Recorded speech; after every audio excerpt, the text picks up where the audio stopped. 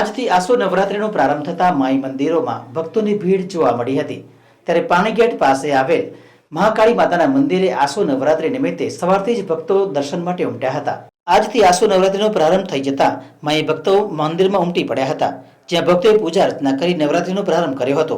આ એક મંદિર પૌરાણિક છે, જેમાં લોકોની મનોકામના પણ પૂરી થાય છે। સવારથી લાંબી ભીડ જોવા મળે છે। સાથે નવરાત્રિના 10 દિવસ અનેક કાર્યક્રમો યોજાશે।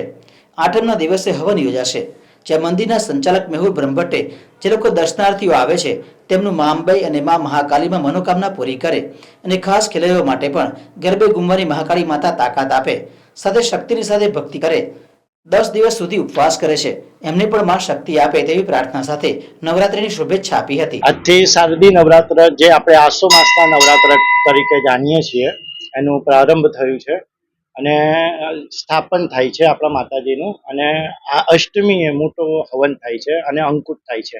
આપણું મંદિર પાણીગેટ વિસ્તારમાં આવેલ છે અને માતાજીના આજથી અનુષ્ઠાનમાં બધા સર્વે બ્રાહ્મણોથી લગાવી જે માતાજીના બાળ પૂજા હોય છે, જે નાની છોકરીઓની પૂજા, એ આ નવરાત્રમાં બહુ જ મહત્વ હોય છે। ખેલૈયાઓ માટે મેઘરાજા કૃપા કરે અને છોકરાઓને અને છોકરીઓને ખાસ કરીને માતાજીઓને જે ગરબામાં રમવા દે માતાજી, એવી અમારી ખાસ પ્રાર્થના છે। અને માતાજી ખમૈયા કરે અને સરસ રીતે નવરાત્ર થાય એવી અમારી શુભકામના છે।